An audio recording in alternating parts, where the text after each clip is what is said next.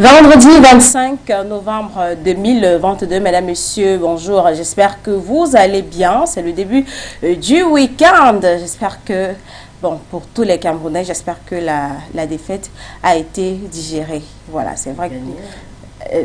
les Ghanéens ont quand même essayé d'essuyer nos larmes. C'est la dernière production de la semaine de votre programme. On remue l'actu sur les antennes de For You Média Africains en simultané sur For You Radio 96.3 FM. Le sujet du jour nous conduit au Rwanda, en RDC et en Angola, notamment le conflit rwando-congolais.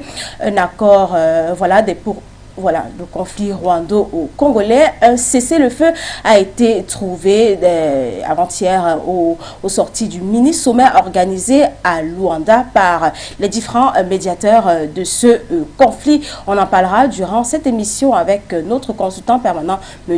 Numbisi Wafo, et on aura l'avis de mes collaborateurs qui sont déjà sur ce plateau. Je commence par vous, Koumabité, bonjour.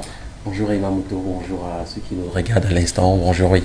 C'est vrai que la défaite des Camerounais a été mondiale, parce qu'il faut le reconnaître, hein. De même pour le Ghana. De toutes les façons, c'est l'Afrique qui gagne. On savait déjà que... Non, on ne voudrait pas dire qu'il perd, parce qu'on gagne davantage en expérience. Donc du coup, c'est ça aussi le football, c'est ça aussi les rouages du football. Tu t'attendais à ça? Oui. Dessus, un tout petit peu, oui, parce que, vous savez, quand on nous miroite, ou alors on nous fait miroiter des choses, on se dit, oui, peut-être avec une victoire, ça pourra arranger, mais quand on accumule des défaites en défaites, c'est compliqué à un moment donné, c'est très compliqué. De toutes les façons, qu'à cela ne tienne, on est là, on attend le deuxième tour qui est probablement lundi lorsqu'il sera 11h exactement. Mais jusque-là, d'ici à là, on est là pour remuer l'actualité avec vous, chers téléspectateurs. C'est un réel plaisir de vous retrouver dans le cadre de cette émission de toutes les façons. Aujourd'hui, nous allons parler de plusieurs informations, notamment, on va remuer l'actualité, c'est une surprise que je vous garde tout à l'heure. On se retrouve simplement après, lorsqu'il sera 11h passé de quelques minutes pour revenir avec l'information du jour. Effectivement, Koumabité, elle est également sur ce plateau avec du foulard blanc. Est-ce que c'est pour dire que oui, j'ai digéré la douleur, la défaite des lions notables? Bonjour, Kouitou. Il ne fallait pas mettre du noir. C'est juste pour contraster. Bonjour, très chers téléspectateurs. Bonjour également à tous nos auditeurs. Bonjour Emma. Bonjour Koumabité. Voilà, avec une mine qui contraste un peu avec la mienne. Un peu de sourire, ça permet toujours d'aller de l'avant et se donner de nouvelles perspectives un peu plus positives. Voilà, donc c'est avec ces perspectives qu'on se retrouve pour cette dernière de la semaine, avec une mine grise pour d'aucuns. Effectivement, hier était jour de sortie pour 2 pays africains en Coupe du Monde et 2 pays pour autant de défaites, donc 2 défaites concédées par le Cameroun et le Ghana. En tout cas, on aura l'occasion d'y revenir brièvement dans le cadre de l'image du jour. Bien sûr, si en toute fin d'émission, on prend le temps avec vous de pouvoir se consacrer un peu à d'autres actualités africaines, pas forcément autour de la politique, mais de d'autres sujets tout aussi brûlants. Effectivement, merci Kouitou. À présent, l'essentiel de ce que vous êtes censé savoir, le sujet du jour.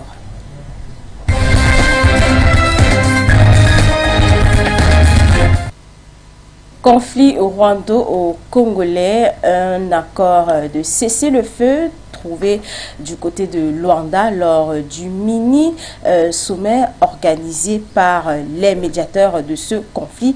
Eh bien, un mini-sommet a été organisé mercredi 23 novembre 2022 à Luanda, en Angola, afin de discuter de la situation dans l'est de la République démocratique du Congo et de parvenir à une désescalade entre Kinshasa et Kigali. Le président burundais Evariste Ndayishimiye, président actuel de la communauté des États d'Afrique de l'Est, le facilitateur de l'EAC, Uhuru Kenyatta, ainsi que le président congolais Félix-Antoine Tshisekedi étaient présents à ce rendez-vous. Le Rwanda, Paul Kagame, attendu à ce mini-sommet, s'est fait représenter par son chef de la diplomatie, Vincent Biruta. À l'issue des échanges, les participants sont parvenus à tracer une feuille de route. Ainsi, ils ont convenu d'un cessez-le-feu immédiat sur 48 heures après l'échec de celui-ci de celui conclu en juin. Donc, ce sera aujourd'hui à partir de 18h. Le ministre angolais des Affaires étrangères, Tete Antonio, a également annoncé qu'un appel a été lancé pour mettre fin à tout soutien aux rebelles du M23. Les partis se sont accordés pour exiger le retrait immédiat des rebelles du M23 des zones occupées, a ajouté le ministre. À l'issue de la réunion, la République démocratique du Congo accuse le Rwanda de soutenir les rebelles du M23, ce que Kigali conteste systématiquement. Le M23, mouvement du 23 mars, est une ancienne rébellion Tutsi qui a repris les armes fin 2021 en reprochant à Kinshasa de ne pas avoir respecté des accords sur la démobilisation de ses combattants. Ces rebelles ont pris du terrain en avançant sur Goma, l'est de la RDC. Mesdames, Messieurs, voilà notre sujet du jour. Vous pouvez également participer à cette émission en réagissant sur notre thématique. Voilà, notre thématique sur notre page Facebook For You Media Africa. Vous laissez des commentaires à la fin de l'émission. Comhabité aura le plaisir de lire vos différents messages apparus durant toute l'émission. Avant de revenir sur ce plateau avec Comhabité et Kwichu, on va prendre un reportage concocté par la rédaction de For You Media. Un cessez-le-feu conclu entre le président congolais Félix Tshisekedi et le ministre rwandais des Affaires étrangères Vincent Biruta en l'absence du président Paul Kagame. Alors que les tensions s'accentuent entre les deux pays, un sommet a été organisé à Luanda en Angola dans le but d'apaiser les conflits qui opposent les deux pays depuis de nombreuses années. Le président angolais Joao Lourenço, médiateur désigné par l'Union africaine, a annoncé un cessez-le-feu à l'issue de la réunion. Une feuille de route censée atteindre cet objectif stipule une volonté de normalisation des relations diplomatiques entre Kinshasa et Kigali. Comme l'a dit le président Lourenço, il s'agit de rétablir la confiance entre nos deux pays et surtout nos deux peuples. Et c'est pourquoi je m'étais dit, je ferai tout ce qui est en mon pouvoir pour faire avancer la situation, sortir mes compatriotes de cet enfer qui dure déjà depuis une vingtaine d'années. Le ministre Tete Antonio a précisé que les partis se sont accordés pour exiger le retrait immédiat des rebelles du M23 des zones occupées. Une feuille de route a été dressée à l'issue de cette réunion afin de mieux résoudre le conflit. On note notamment la création d'un mécanisme de vérification des accusations mutuelles. Il sera dirigé par un général angolais.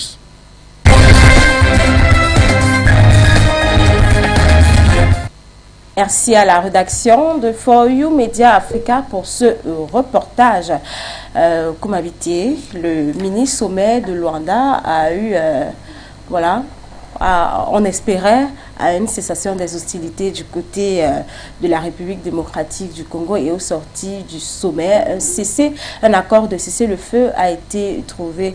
Vous espérez, est-ce que pour vous, les rebelles du M23 vont se soumettre à cette exigence de la communauté des États d'Afrique de l'Est au sorti de ce mini-sommet de Luanda? Peut-être je commencerai par répondre à votre question en posant peut-être une autre question qui va peut-être laisser la possibilité à nos internautes ou alors à nos téléspectateurs de faire la remarque. Là, présentement, vous avez dit un cessez-le-feu a été prononcé.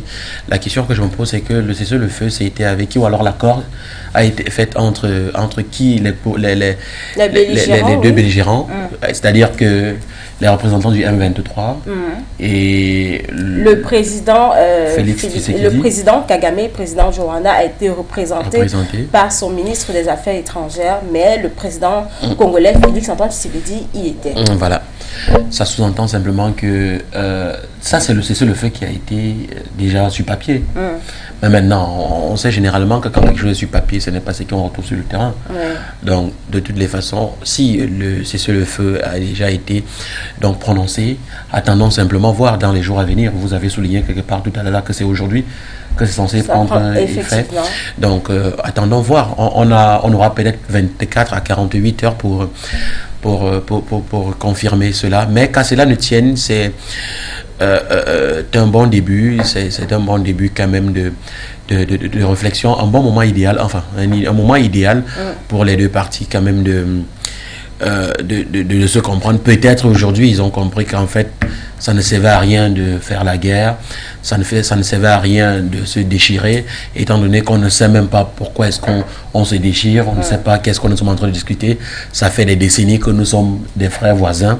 Donc du coup, à un moment donné, enfin pour moi, j'estime qu'aujourd'hui si le Rwanda a accepté, ou alors si le Rwanda a accepté une trêve, si le Rwanda a accepté la trêve, de même que le Congo a accepté de faire la trêve, ça veut dire qu'à un moment donné, il y a une suite favorable qui se prononce. Ça veut dire que demain après-demain, on pourra avoir il y aura des retombées positives. Peut-être même que les accords, ou alors les accords diplomatiques qui ont été disloqués, ou alors qui ont été suspendus, pourront peut-être revenir. Peut-être on pourra revenir au meilleur sentiment. C'est ce qu'on demande en réalité au peuple africain. C'est-à-dire que si déjà dans une famille, deux frères se disputent et se retrouvent en train de se déchirer, et après cela, ils réussissent à arranger les problèmes, à retisser les liens.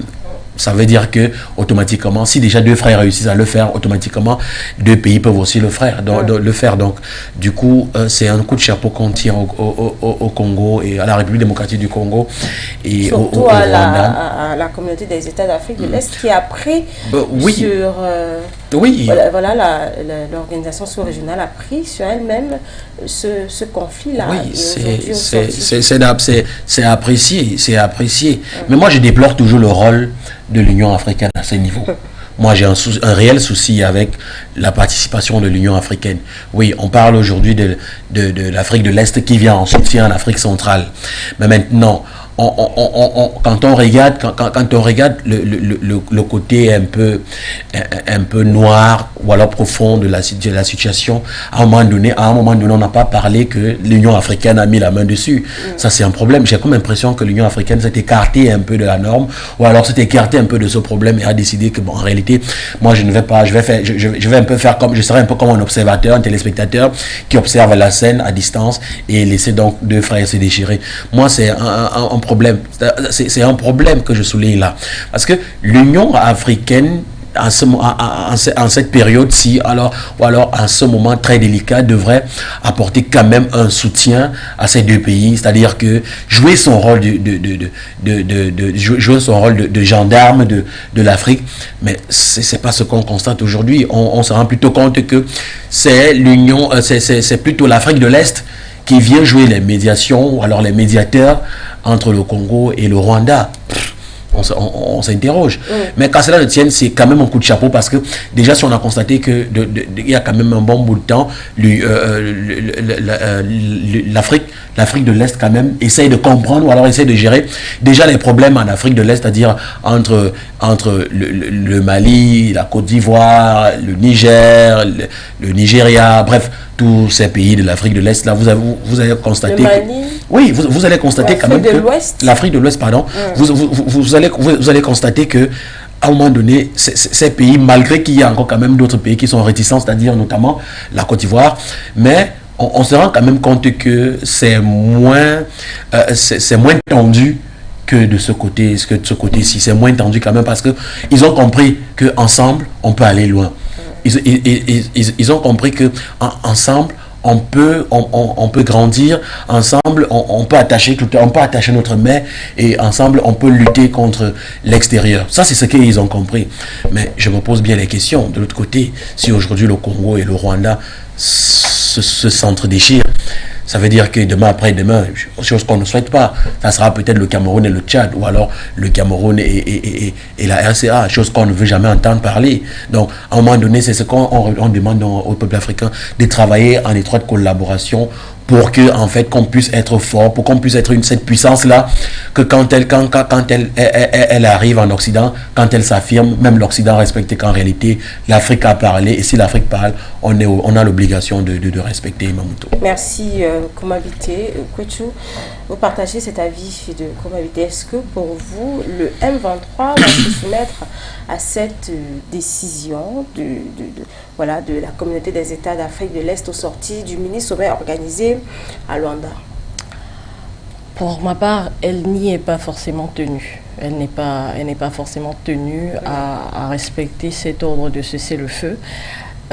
Parce que je pense qu'il est déjà important de resituer les rebelles du M23. Oui.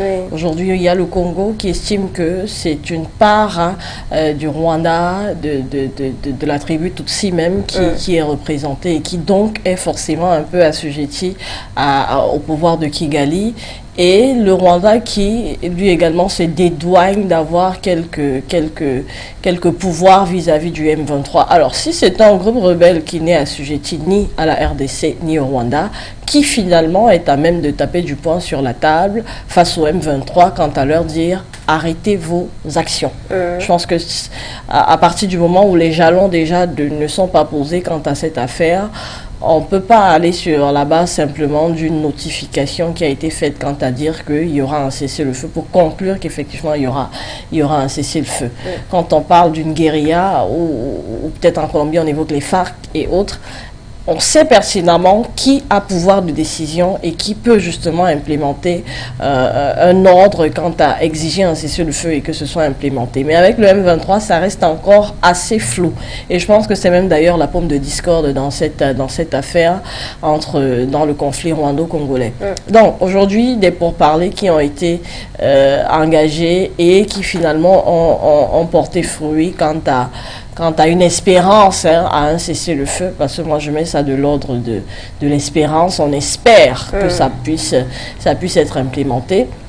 Une chose à saluer, c'est peut-être déjà que les trois ont essayé de s'asseoir et peut-être, et je vais peut-être aller là en contradiction avec Omabité, quant à saluer au moins les efforts de la CEAE, donc la communauté des États d'Afrique de l'Est, puisque avant que d'arriver quand même dans une approche régionale, on essaie une tentative sous-régionale. Effectivement, oui. Donc dans la sous-région, au moins Afrique de l'Est, on voit bien qu'il est des pourparlers qui sont engagés encore et qui quand même portent des fruits. On a vu encore il y a quelques mois le président kenyan qui était en visite en RDC, effectivement à Kinshasa, et désormais c'est l'Angola qui essaye de jouer également sa partition, mais vraiment il y a une volonté manifeste de la sous-région d'essayer de rétablir une relative stabilité. Et quand on sait quand même que c'est une région qui est assez j'ai envie de dire diversifiée du point de vue historique, on a l'Angola qui est quand même un pays lusophone, on a de l'autre côté le Kenya qui est quand même de la branche de l'Afrique anglophone, qui en réalité a sa façon de gérer du fait de son histoire coloniale, qui est donc dans une approche dans une démocratie qui est quand même plus agissante, on va le dire, par rapport aux pays maintenant francophones, ou du moins qui parlent français, à des anciennes colonies belges comme la RDC ou le Rwanda, qui aurait pu se retrouver en Afrique centrale dans la communauté des États d'Afrique centrale. Donc, malgré cette diversité du plan historique ou politique de ces pays, ils arrivent quand même à initier des rencontres comme celle-là pour pouvoir tabler sur les sujets qui concerne la sous-région, essayer d'y apporter donc solution. Donc ça, au moins pour ma part, ça reste déjà assez salutaire. On voit même le Burundi qui se sent concerné, le Burundi qui lui-même est un pays assez disloqué. Vraiment, c'est des histoires différentes, mais de pays qui se retrouvent autour d'une table pour essayer de tabler. Maintenant, je trouve assez condescendante quand même l'attitude de Paul Kagame. C'est quoi ça? C'est quoi ça? C'est quoi le... Se faire représenter. C'est quoi de se faire représenter? De la diplomatie. Le chef de la diplomatie. Oui, trivialement, j'ai presque envie de dire qu'il se prend la tête. Parce qu'à chaque fois dans cette histoire, on a le sentiment que Kinshasa y met davantage du sien pour apporter quand même. On a toujours vu la volonté du président Félix-Antoine Tshisekedi. Voilà. Et un mutisme de la part du Rwanda qui vraiment donne l'impression, donne le sentiment de quelqu'un qui se suffit à lui-même ou qui prend avec une certaine hauteur son voisin congolais. Un petit pays comme ça, hein, même en termes de population, ça ne vaut même pas la République démocratique du Congo, mais ça se permet de secouer littéralement le pays. J'ai évoqué ici, c'est à peine le 10e, hein, le Rwanda, le Congo, même en termes de superficie, en termes de population. Mais comment ça se fait que une rencontre au sommet de chefs d'État, le Rwanda décide de se faire représenter? Je pense quand même que ça, c'est un peu de trop. Et à chaque fois qu'on a évoqué le problème, Paul Kagame ne sait jamais pour l'heure prononcer, Il a toujours soit la ministre, oui. la ministre des Affaires étrangères. Ou, bref, lui, personnellement, il a l'attitude, je sais pas, de quelqu'un qui se prend la tête. Hein. Vraiment, je vais être assez trivial, je ne vois pas trop comment expliquer ça. Ah oui, Il se sent. Au Cameroun, on dit il se sent. Voilà, il se sent. Mais il se sent, il est président de la République. Imaginez-vous quand même en tant que président qui fait le déplacement, vous êtes 2 présidents, vous attendez d'en avoir le 3e quand même. C'est vrai quand même que c'est un pour manque de respect. compléter le triangle. Mais c'est vrai quand même que... Le président de la République du Burundi, qui était l'Angola, la RDC, mais le Rwanda, non. C'est un mépris total. Un mépris total, en réalité. Parce Un que total mépris. on ne peut pas avoir une réunion de plusieurs présidents de la République et vous avez... On avait plusieurs présidents qui ont fait le déplacement, Uhuru Kenyatta, William Ruto, João Lourenço. C'est qui ne veut pas. Oui, clairement, enfin, votre histoire, là, je m'en tape. Mais voilà pourquoi j'ai dit tout à l'heure que moi, j'ai un véritable problème avec. Voilà pourquoi, au début de mes propos, j'ai souligné que qui était signataire de cette affaire-là, de dire que oui, mais pour parler, machin truc. Parce que si le président lui-même, la chose qui te concerne principalement, tu n'es pas présent, tu envoies un représentant, ça veut dire que tu minimises d'abord la dite réunion. Un représentant, un ministre, je ne sais pas s'il y a un vice-président ou je ne sais pas, mais franchement, c'est carrément de faire montre de mépris vis-à-vis des autres présidents qui ont fait le déplacement, ou alors de montrer clairement qu'il n'est pas dans l'optique de négociation ou d'aller dans le sens d'initier la paix entre les 2 pays, et qu'il n'aura même pas à s'expliquer de vive voix par rapport à ce qui se passe à la frontière. Et vraiment, ça ne donne pas l'impression qu'il soit réceptif à tous les efforts qui sont faits par les autres présidents pour initier la paix. Donc vraiment, c'est dommage. C'est très dommage. Franchement dommage ce qui se passe. Merci, Kwechu. On y reviendra certainement sur ce sujet. Mais avant, on s'intéresse à l'info du jour. C'est avec vous, Komabiti. Merci, Imamoto. Aujourd'hui, on va faire un tour aux Comores, les îles Comores, ouais.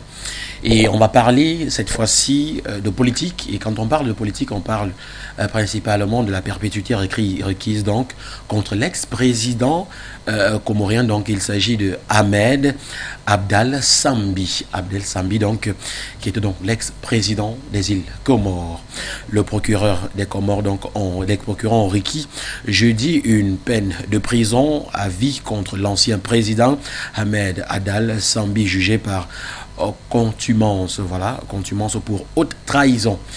Voilà, donc la note est tombée. Il a trahi la mission qui lui a été confiée par les Comoriens. Il a donc martelé le procureur Ali Mohamed Djoumnaïd d'un ton solennel dans son importante robe rouge.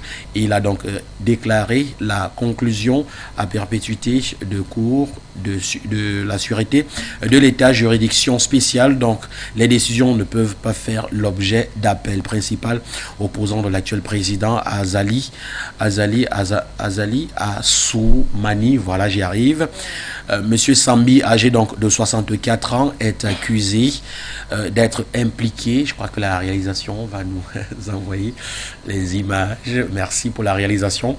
Donc, principal accusé, donc, principal opposant de l'actuel président Azali Assoumani, monsieur Sambi, 64 ans, est accusé d'être impliqué donc dans le scandale de la citoyenneté économique. L'ancien président de 2006 à 2011 avait donc fait voter en 2008 une loi permettant donc de vendre au prix fort des passeports à ceux en quête donc d'une nationalité.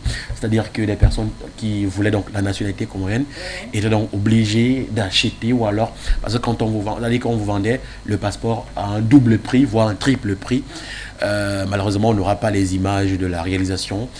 Peut-être un problème technique, qui sait, mais quand c'est la tienne. Et Mamoto, c'est l'information du jour. On aurait bien voulu voir ces images et voir donc le concerné, l'ancien président comorien, donc, qui a va séjourner définitivement dans la prison des îles Comores. Et puis... Vraiment revenu. Parce qu'elle est dans les Comores. Bien bonjour aux Comoriens qui nous regardent potentiellement. On va donc... bref, vous savez, on a suspendu, ou alors en Afrique, on a aboli le fait de condamner quelqu'un à mort. Et aujourd'hui, on lui a donc dit, d'accord, puisque tu es âgé de 64 ans, tu vas donc subir une peine à perpétuité, c'est-à-dire que une peine à vie, l'ex-président. Donc, il va passer ses prochains jours incarcéré donc, là, dans les prisons des îles Comores pour haute trahison. Mais quand même, hein, c'est quand même décevant pour un président de la République de vendre la nationalité à quelqu'un ou alors le passeport à 2 à 4 fois plus cher que le montant prévu. Moi, je me pose bien la question de savoir pourquoi aujourd'hui on a décidé de l'incarcérer. Est-ce que auparavant on n'avait pas marqué quand même cette affaire-là? Il y a eu suffisamment de preuves cette fois-ci. Mais puisque c'est lui qui a voté la loi, donc du coup, moi je trouve un peu que cette réaction est un peu tardive pour moi en réalité. Est un peu tardive parce que juger un ancien président à 64 ans, ça n'aura vraiment aucun impact. Pour moi, en fait, ça... Pourquoi il va passer le restant de ses jours ça n'enlève... Ça n'a des chaud ni froid, puisque le fait est fait. Oui, le fait de passer... Mais il faut bien payer. Il faut payer. Oui, payer. On sait qu'il faut payer. Là, je suis d'accord. Le devoir de mémoire. Voilà. Je suis d'accord. Pour les victimes, pour pouvoir oui, mais je suis d'accord. On avancer. pourrait peut-être faire comme... S'il fallait laisser passer, je crois que même Adolf Hitler, à la limite, il fallait le saluer. Ou alors que l'Afrique aujourd'hui devait se m'emballer d'un revers de la mer. La colonisation et l'impérialisme, ils disent, bon, ça va, écoutez, vous n'avez pas besoin de vous excuser pour les morts, les torts que vous avez causés à l'Afrique. En tout cas, c'était mon point de vue en réalité. Mais pour dire vrai, quand même, Emamoto, c'est récurrent en Afrique, où après l'exercice de vos fonctions, c'est là où on lance la procédure, ou alors la procédure d'incarcération, c'est-à-dire que on va vous filer, les enquêtes vont sortir, les archives vont tomber, et puis on va vous flanquer un procès, et puis au finish, on va décider de vous incarcérer. Or, lorsque vous étiez en exercice, on savait très bien que vous étiez en train de soit de détourner, soit de faire ce genre de choses, mais c'est après votre mandat qu'on essaye de vous... À un moment donné, j'ai comme impression que c'est un peu rétrograde en fait. Moi, je pense que les choses devraient plutôt aller au même rythme. C'est-à-dire que lorsque vous êtes en fonction, il y a un comité en charge de vous suivre, c'est-à-dire que de contrôler vos faits et gestes, vos entrées et sorties. Et après, peut-être chaque année ou alors après peut-être chaque 6 mois, on fait un ratio et puis on essaie de voir dans quelle mesure, dans quoi vous vous êtes implanté. Et puis on essaie. Voilà, comment est-ce que vous avancez? Oui, mais en Occident, on vous suit. En Occident, il y a quand même les enquêtes. Au fur et à mesure, vous êtes là, et puis à un moment donné, on vous flanque, on vous balance ça sur le visage, et puis on vous dit, bon, la candidature que vous préparez à redéposer, le mandat que vous êtes censé, vous préparez à redéposer là, en fait, avant de déposer ce mandat, rappelez-vous que vous avez fait ceci, vous avez fait ceci, ce sont les enquêtes qui prouvent cela. Donc, mais... en Afrique, on a ce réel souci-là, ce réel problème-là, que c'est quand vous avez déjà terminé votre mandat qu'on essaie de vous poursuivre. À un moment donné, moi, je trouve que ça n'a plus d'utilité. Merci Koumabité pour cette information du jour, cette dernière livraison de la semaine. On aura le plaisir de te retrouver lundi avec cette... Bon, aujourd'hui, je nous ai amené dans... Les îles Comores. Peut-être on ira en Mauritanie, qui sait. De toute façon, on va arriver l'actualité.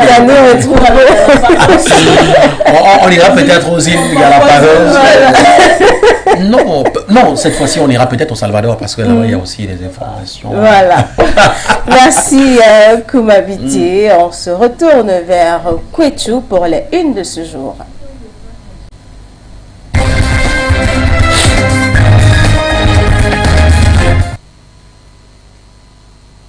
Alors, bonjour à tous et bienvenue donc à notre moment consacré un petit tour d'horizon de quelques-unes de l'actualité donc africaine traitée également par des médias africains et panafricains. Et on démarre ce matin au Burkina Faso avec Wakat Serra qui nous amène donc dans l'administration du côté du Burkina Faso, l'administration publique pour être plus précis, une plateforme pour des plaintes, pour les plaintes des usagers. Voilà, c'est un article que vous avez la possibilité de lire dans Wakat Serra. De quoi il retourne? Simplement du fait que le ministre en charge de la fonction publique a conçu une plateforme, notamment www.plainte.bf comme Burkina Faso, et pour recevoir donc les plaintes des usagers qui ne seraient pas satisfaits d'un service dans l'administration publique. Selon l'inspecteur général des services du ministère en charge de la fonction publique, Idrissa Sinon, cette plateforme constitue également un cadre pour les usagers afin d'encourager les agents qui auront donc réalisé un travail de qualité. Une chose qui rejoint d'ailleurs, on se souvient il y a quelques semaines, les enquêtes qui avaient été ouvertes contre, enfin à l'endroit du nouveau ministre, de la concession du nouveau gouvernement burkinabé, et qui avait donc valu à certains ministres d'être écartés parce que voilà, leur moralité était remise en doute. Voilà, désormais c'est donc ce site plan.bf qui permet aux Burkinabés de pouvoir se plaindre. Ça, c'est assez inédit quand même. Ensuite, on s'intéresse à l'actualité du côté de la Côte d'Ivoire, en économie notamment, dans le site abidjan.net. 60e anniversaire de la BCAO, ouverture à Dakar d'un symposium international sur les défis des banques centrales dans un monde en mutation. Alors, la Banque centrale des États de l'Afrique de l'Ouest, la BCAO, qui célébrait hier 24 novembre, son 60e anniversaire, autour d'un symposium international sur le thème « Les banques centrales dans un monde en mutation ». L'événement donc de dimension internationale s'est ouvert au Centre international des conférences Abdou Diouf de Diamniadio. Voilà, c'est à Dakar au Sénégal, en présence du Premier ministre du Sénégal, Amadou Ba, représentant du président Macky Sall, et de bien d'autres hautes personnalités, dont notamment le vice-président de la Côte d'Ivoire, Tiemoko Mielet Koné. Et voilà, si vous voulez avoir teneur de ce grand rendez-vous, je vous invite vivement à aller le lire dans abidjan.net, autant pour moi. Et voilà, vous serez davantage informés. On s'intéresse désormais à l'actualité du côté du Cameroun avec le journal Le Politics. Le Politics qui, à sa une, évoque la question de la corruption qui bat son plein au Cameroun. La NIF court après 135 milliards de francs CFA. Voilà, la NIF qui est l'Agence nationale d'investigation financière, un service public de renseignement financier au Cameroun, qui simplement révèle ce montant qui résulte de l'exploitation de plusieurs déclarations de soupçons souscrites par les professions assujettes, notamment les banques, les établissements de microfinance, les services de mobile money auprès de la Commission nationale anticorruption en 2021. Voilà, un article donc qui est traité de fond en comble par Le Politics, que vous avez bien sûr la possibilité de trouver en kiosque au Cameroun, et qui s'intéresse à un sujet de coopération et non des moindres. La CNPS partage son expérience avec la CNSS Burkina, la Caisse nationale de prévoyance sociale du Cameroun, qui dans ses activités entend désormais apporter également de son savoir-faire et de partager ses expériences avec la CNS du côté du Burkina Faso. Et voilà, vous avez donc dans Le Politics la possibilité de comprendre davantage de quoi il retourne de cette collaboration. Après Le Politics, on reste au Cameroun, notamment avec le journal Mutation. Mutation qui s'intéresse à une actualité qui fait mouche au Cameroun depuis hier, une actualité sportive notamment. Suisse 1, Cameroun 0, dégonflé à bloc. Et ça, c'était peu de le dire. Dominateurs en première mi-temps, les Lions indomptables du Cameroun ont donc plié les Chines en seconde manche après un but de Bril Mbolo. Et vous avez donc dans le traitement de cette actualité par le quotidien Mutation au Cameroun des réactions et les leçons qu'il faille retenir de cette entrée en matière des Lions indomptables qui n'a pas été des plus reluisantes. La même actualité, cette fois-ci traitée par le Messager, et c'est avec cela qu'on va sortir de notre tour des unes aujourd'hui. Mbolo, The Punisher. Voilà. Et Suisse-Cameroun 1-0, dominateur une fois de plus en première période, le révèle donc le Messager. Les poulains de Rigobert sont en Baranac, en panne de réalisme, s'incline en seconde manche sur un but de l'attaquant suisse d'origine camerounaise, Bril Mbolo, qui aura donc à semer le coup de grâce au Cameroun. Et vous avez la possibilité en page 10 du Messager d'en savoir davantage sur qui est Bril Mbolo, ce Camerounais d'origine naturalisé suisse, qui aura donc marqué hier l'unique but de la rencontre Suisse-Cameroun. Et voilà, apporté malheureusement beaucoup de tristesse chez plusieurs Camerounais qui ont eu un sommeil assez difficile durant la nuit du 24 novembre. Allez, on aura l'occasion de revenir là-dessus, Imamoto, dans l'image du jour. Sur ce, en tout cas, on va mettre un terme à notre tour des unes du jour. Merci, Kwichu, pour les unes de ce jour. On a remarqué l'absence d'Aluida. On a eu Aluida une fois, uniquement lundi. On ira même dans les Comores, bien sûr, chercher l'actualité.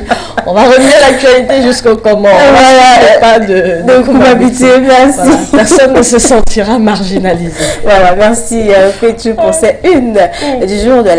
C'était la dernière livraison de la semaine. On aura l'occasion de revenir sur les unes. Ce sera la semaine prochaine. À présent, on s'intéresse au flash d'information en langue anglaise, une présentation de Di Futsu.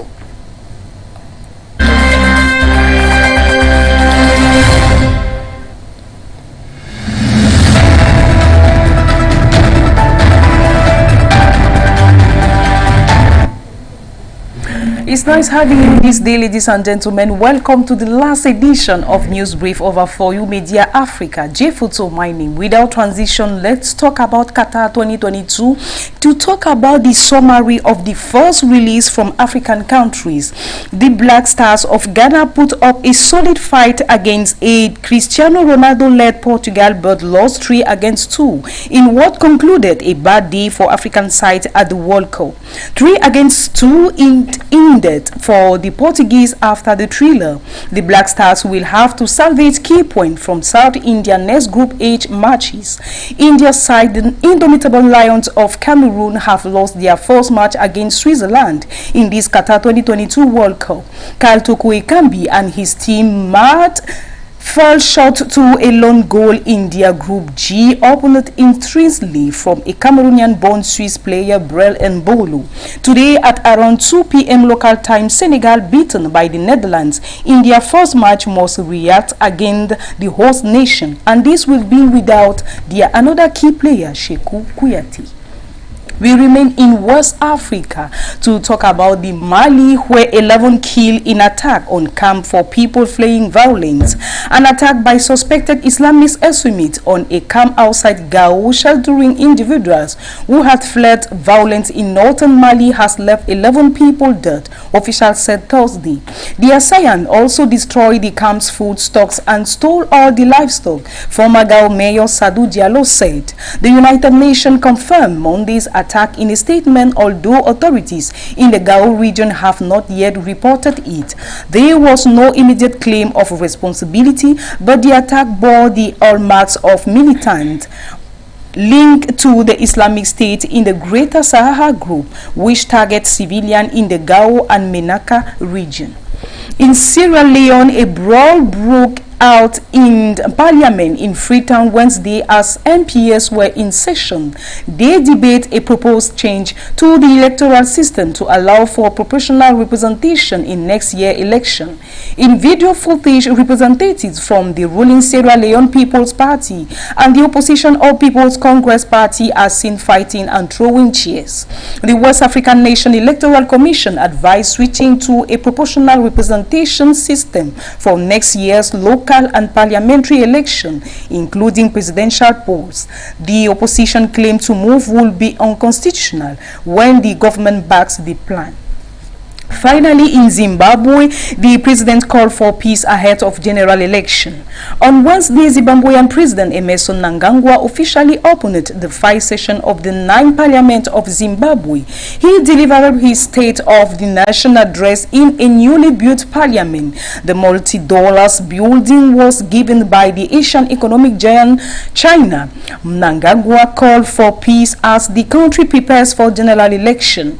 Political players seeking the people mandate during the upcoming 2023 harmonized general election must maintain and consolidate the current peace, unity, harmony, and love that we have built. In late October, Zimbabwe's ruling party ZANU-PF endorsed the president as the sole party candidate ahead of the next year polls. And that is all we have for you, dear televiewers of For You Television. J Photo, my name. Keep watching En Revue l'Actu.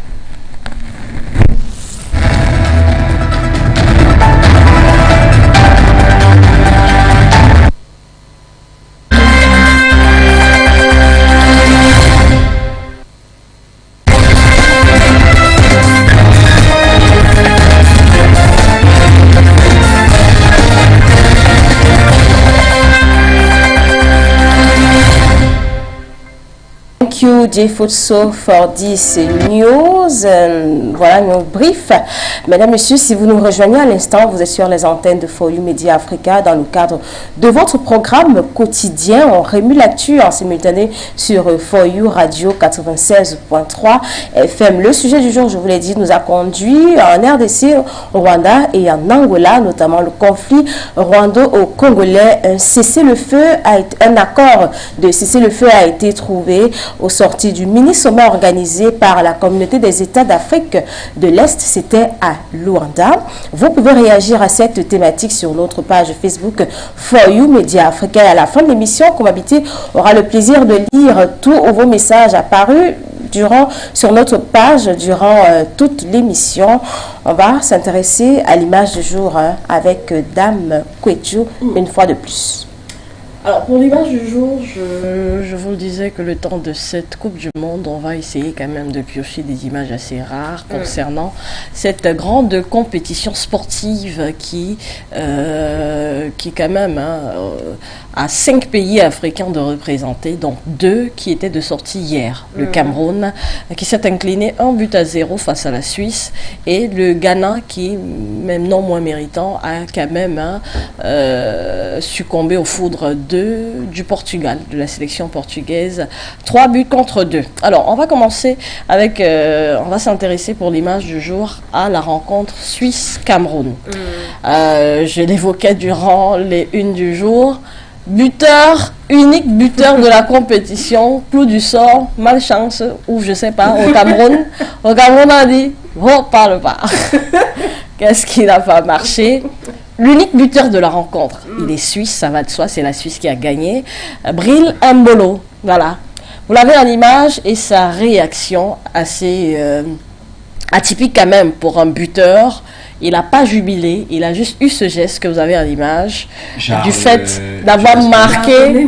Limite, il demandait les excuses d'avoir marqué un but en Coupe du Monde, quand on sait que c'est son premier but quand même en Coupe du Monde. Sauf qu'il a marqué sous les couleurs de la Suisse, alors qu'il est né à Yaoundé, au Cameroun, en 1997. Il est originaire de la région du centre, au Cameroun. Voilà. Il a marqué contre le pays qu'il a vu naître, le pays où il se rend durant les fêtes de fin d'année, le pays où réside une grande partie de sa famille. Il était encore au Cameroun pendant les vacances, après l'Euro, où il a offert des maillots à quelques petits jeunes. Et il essaye d'apporter... pour vous dire qu'ils vont régler les maillots, mais je vais vous faire ça tout de suite. On arrive au Qatar. Voilà la collade avec Abouakar Vincent. Alors, lui, Mbolo, Bril, à ne pas confondre avec Abolo, hein, qui... Le réalisateur voilà. de cette émission. Voilà, qui a eu ce geste d'aller rencontrer les lions indomptables après la rencontre. On le voit donc avec André Ounana, essayer de faire une sorte de... Je veux dire, mais à culpa, mais il ne se reproche en réalité de pas grand-chose, hein, sauf d'avoir été un bon joueur pour sa sélection suisse, Mbolo Bril, qui a donc qui fait les choux gras de l'actualité au Cameroun. Il n'a jamais été autant... Les Camerounais assez... Les Camerounais sont remontés contre ce joueur. Remontés de chez remontés. En fait, il y a même d'autres personnes qui ont déclaré qu'il est parti pour faire une carte nationale d'identité. La carte n'est pas sortie. Voilà pourquoi il allait déposer le dossier pour la nationalité suisse et directement là. Ah non. Donc c'est pour dire que en fait, lorsque vous refusez les cartes, les CNI aux Camerounais, les Suisses, voilà, sont très, ils ont les portes ouvertes pour les recevoir. Il est venu dans les vestiaires s'excuser presque. En tout cas, avoir une pour moi, il s'était même déjà excusé. Alors, ce geste-là, après avoir mis le ballon dans les filets, il fait... en fait, c'est limite les joueurs camerounais qui le rassuraient de se dire ça. Oui, c'est bon, c'est bon. En fait, c'est un peu genre... vraiment, mes frères, excusez-moi, c'est pas grave. C'est le pied. C'est juste que je ne voulais pas. C'est juste que je ne voulais pas tirer, mais le ballon est venu toucher mon pied. Bon, donc ça, énormément fait parler. On a les images de lui tout petit. Et à l'instant, je vais vous faire écouter ce petit extrait de la réaction de la maman de Bril Mbolo, qui a eu vent des réactions au Cameroun après le but de son fils. Oui. Et qui a fait cette sortie pour... En tout cas, envoyer un message au Cameroun. On va écouter donc ça. Avec le concours de la réalisation. Mon fils tranquille, hein? Laissez-le tranquille, hein? C'est mon fiston à moi. Laissez-le tranquille. Hein? Oh, machin, tout et tout. C'est rien du tout. Les Suisses l'ont formé et il a fait le job. Vous formez vos joueurs.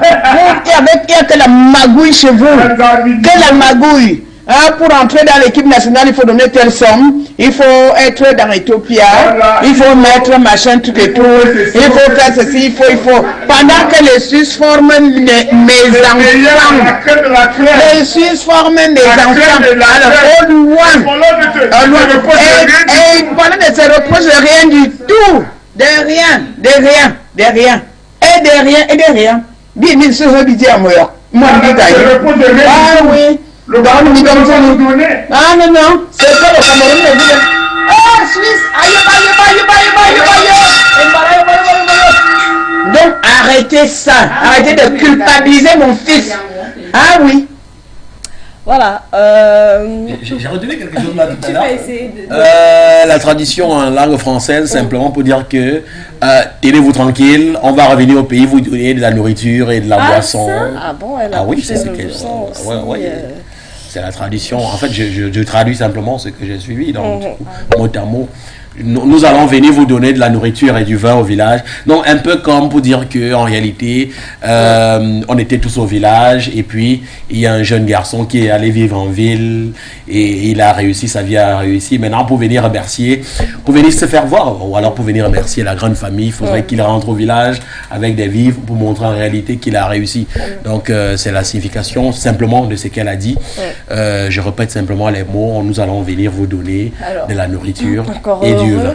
Encore heureux que beaucoup de Camerounais n'ont pas eu, enfin pour certains de ces Camerounais, qui, il faut le dire, à la suite de cette rencontre, il y a quelques images d'ailleurs qui circulent sur les réseaux sociaux de la résidence de la grand-mère du jeune Abolo à Yaoundé, donc de la famille Mbolo, qui est sous protection policière parce qu'il a été pris d'assaut par certains supporters remontés contre le but du jeune joueur suisse d'origine camerounaise. Du jeune joueur camerounais suisse d'origine camerounaise. Non, il est d'abord camerounais avant d'être le suissois. Avant d'être suissais, voilà, suissais. On les appelle les suissais, voilà.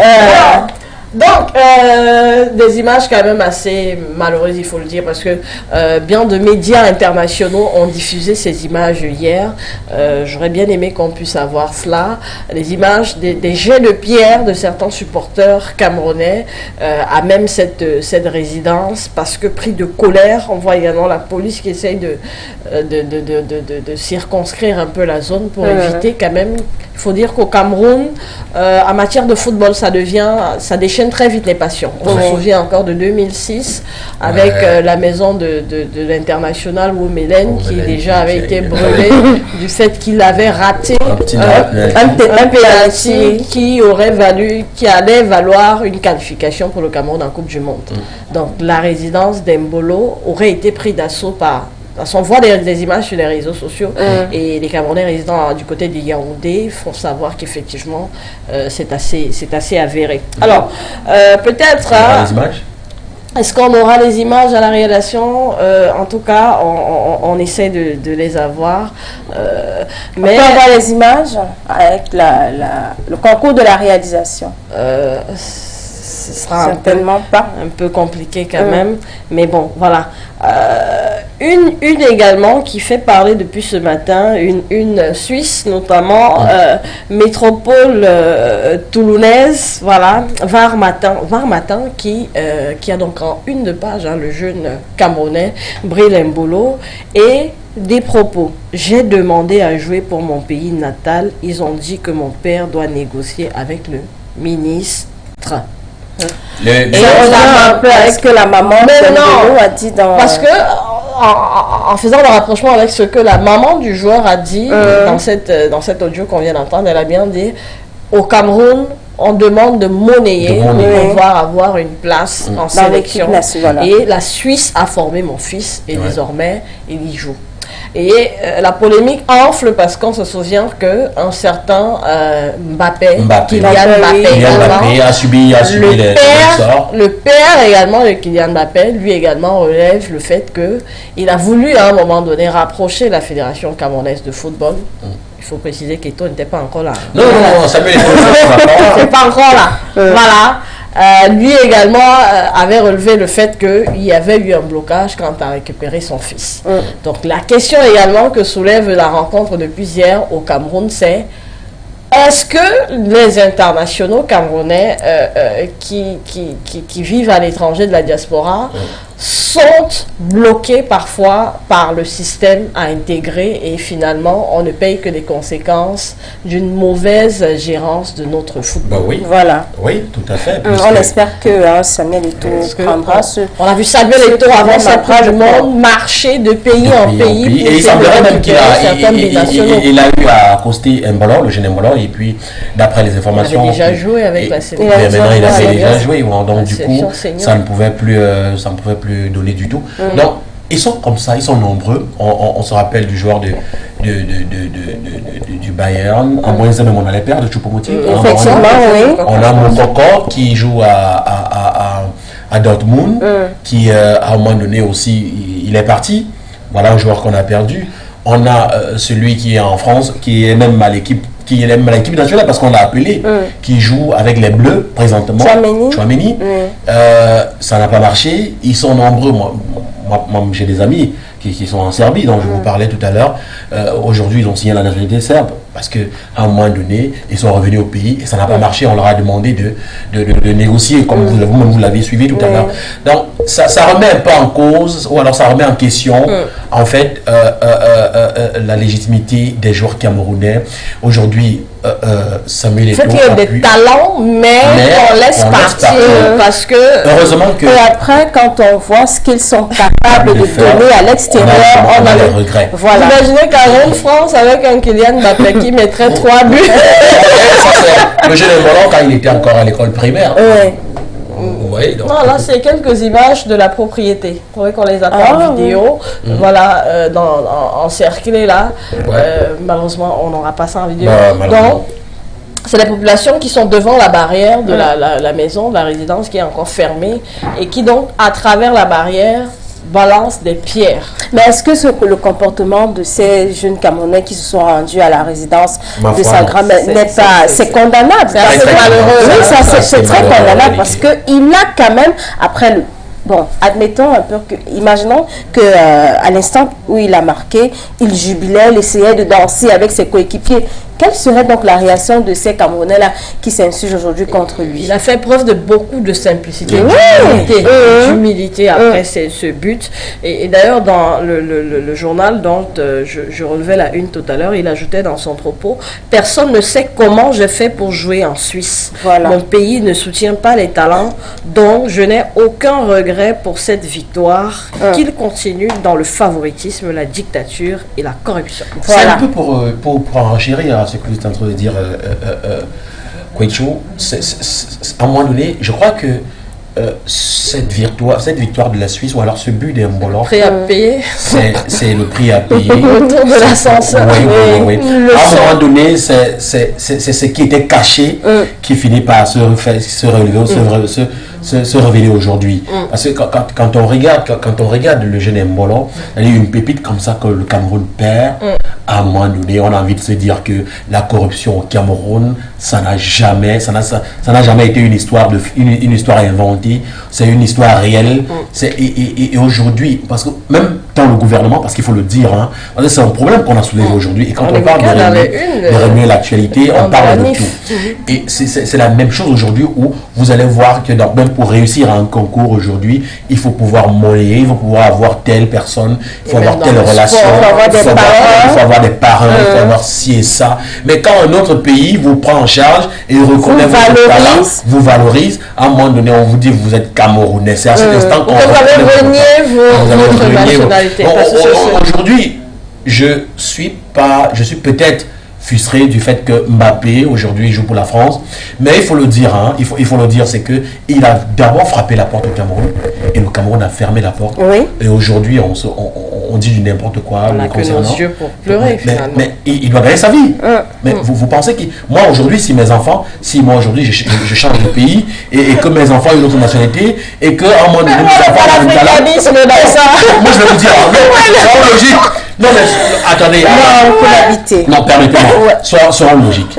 Moi, aujourd'hui, si par exemple, je suis dans un autre pays, par exemple, et que j'ai des enfants, et que ces enfants ont peut-être du talent, comme le jeune Mbolo aujourd'hui, vous pensez que si j'arrive au Cameroun et que je fais la proposition au Cameroun, que donc, voilà les enfants, voilà mon enfant qui est bourré de talent, et je pense qu'il peut apporter un plus au Cameroun, et que vous refusez. Mais rapidement. On va essayer de trouver d'autres alternatives. Non. Rapidement, mais attendez, il va bien falloir que ma famille vive. Non, mais soyons sérieux. Puisque voilà, enrichir notre continent. À cet instant, je m'en fous. Parce que je suis venu, vous avez refusé. Je suis venu par... Ça, c'est vous comprenez l'attitude, finalement, de la mère. Tout à fait. Parce que je suis venu chez vous, parce que je me sens camerounais, je me sens africain. Je dis non, je suis un noir. Alors, mais les compétences de mon enfant doivent profiter aux Noirs, au Cameroun, dans mon pays natal.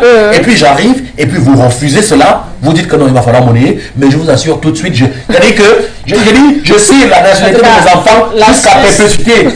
La Suisse l'a pris à bras ouverts. Voilà. Aujourd'hui, il a assommé le coup de grâce au Cameroun. C'est de ça qu'il s'agit. C'est la base du danger que le coach Rigobert n'a pas su anticiper. Parce qu'il ne savait pas que c'est un Camerounais qui allait mal. De toutes les façons, parce que ça ne devait pas être. Ça devait pas être un Suisse de souche pure qui allait le crucifier, mais c'est son frère camerounais qui a utilisé la même loi du danger. Voilà. Et je crois que c'est une interpellation. On espère que le président de la FECAFOOT, Samuel Eto'o, prendra ce problème très au sérieux. Effectivement, oui. Parce qu'on a l'impression que c'est un pays qui regorge de talent, mais qui les perd du fait d'un système qui est toujours dans la corruption. Non, mais ça, il faut le dire. Ou des tentatives de favoritisme. Donc voilà, c'est dommage. Camerounian born Mbolo, crucify lions. Ça, c'est le Cameroun a touché Mbolo et Mbolo crucifié le Cameroun. C'est le prix à payer. Je crois que Maître Gimsa lui a le dire, c'est le prix à payer. Donc du coup. J'aime bien également ce titre de l'info à chaud qui dit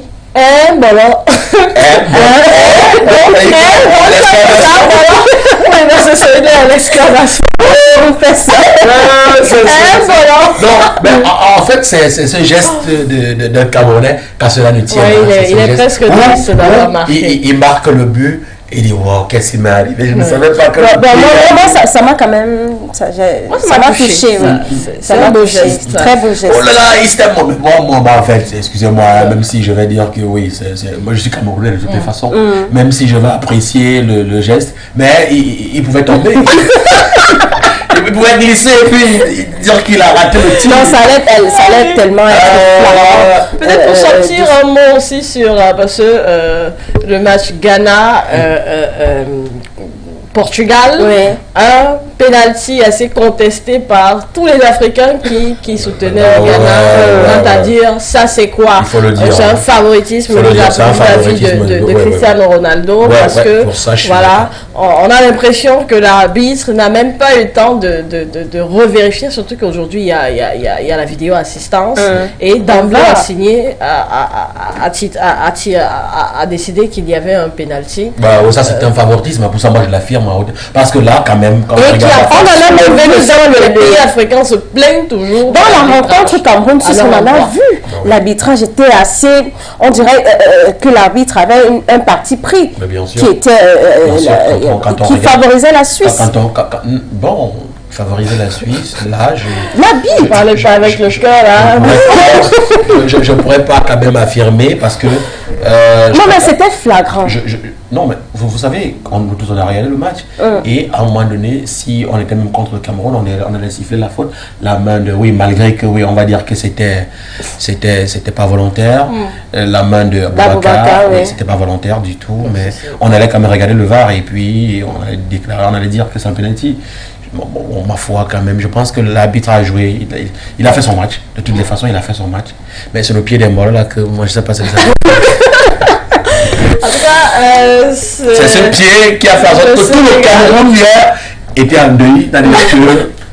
Moi le Ghana a quand même essayé de une belle prestation. Moi, je suis contre. Une très belle prestation du Ghana qui a marqué le premier but. Non, mais moi, je suis fâché contre le coach ghanéen. Pourquoi? Vous ne pouvez pas enlever Ayou c'est-à-dire qu'à ce moment propice où Ayou vient à peine de mettre un but, à peine égalisé, vous, le capitaine, est le seul joueur qui a la possibilité de pouvoir parler à ses coéquipiers.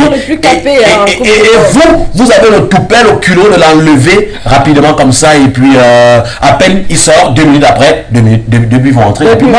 Donc, du coup, ça a été un mauvais choix de sa part. Il pouvait peut-être retirer, c'est-à-dire que essayer de voir dans quelle mesure ajouter peut-être en avançant, parce que le frère d'Ayou, l'autre il devait Jordan, il devait faire son entrée, peut-être peut-être retirer il plonge aussi oui.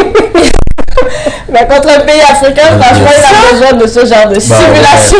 Il devait peut-être retirer un milieu, et puis peut-être si impérativement le frère Ayou devait jouer, le mettre, mais à peine. Entre Ayou dehors, 2 buts après, 2 minutes après, un but après 1 minute, un autre deuxième but après, quand c'est là le tien, c'était... Merci coach pour m'inviter. Merci. On s'arrête là pour nos images. Et merci à la réalisation. On va rester avec, je crois qu'on va sortir avec cette image du jeu. On va parler, après avoir vu la rencontre Serbie-Brésil, pour toi, Kouetchou, quel est le sort du Cameroun? Bon, essayer de ne pas rentrer avec 0 point. Ce serait déjà bien. Ça s'avance. Pour ne pas rentrer avec 0 point, je crois qu'il faut gagner un match. Un match nul pour sauver l'honneur, ça pourrait le faire. Je suis assez dépitée quand même que de voir tous les pays subsahariens ont chuté en première rencontre. Le Sénégal, le Cameroun, le Ghana. Il n'y a que l'Afrique du Nord finalement qui s'en sort. La Tunisie et le Maroc. C'est dommage. Le Sénégal va nous sauver l'honneur aujourd'hui. Invité après avoir vu la rencontre Serbie-Brésil, pour toi, est-ce que le Cameroun a une chance d'avoir au moins 1 point au sorti de ce tournoi? On sait une chose, c'est qu'on est au Qatar. On sait d'où on sort. Je crois que Neymar est blessé. On sait où on est. Mais on ne sait pas où on va de toutes les façons. Du coup, je crois que le coach du Rigobert sont lui-même mis ça intérieurement qu'il ne sait pas là où il va. Ça veut dire que lui-même dans ses choix, il ne sait pas. Choix tactique qui a été remis en question. Vous faites sortir Choupo-Moting alors que vous cherchez à égaliser. Vous cherchez à égaliser un but. Vous faites sortir Choupo-Moting pour mettre Aboubakar. Au lieu d'ajouter Aboubakar comme avant ça, mais vous faites sortir Choupo-Moting et puis vous mettez Aboubakar. De toutes les façons, on sait où on ne sait pas où on va. Peut-être dès lundi, on sera quand même. La direction de la Coupe du Monde. Simplement pour dire que on a encore 2 matchs. Oui, le ballon est rond, la Serbie. Le Cameroun a quand même battu l'Argentine en match d'ouverture d'une Coupe du Monde. Ça, c'est dans les années 90. L'Arabie Saoudite a battu l'Argentine. C'est ce qu'on disait avant que le Cameroun rencontre la Suisse. Quand même, le Cameroun peut jouer sa qualification. Voilà. De toutes les façons, il nous faut 4 points minimum pour se qualifier. Ça. Et si déjà... Il faut rappeler que le Cameroun n'est pas dernier de sa poule.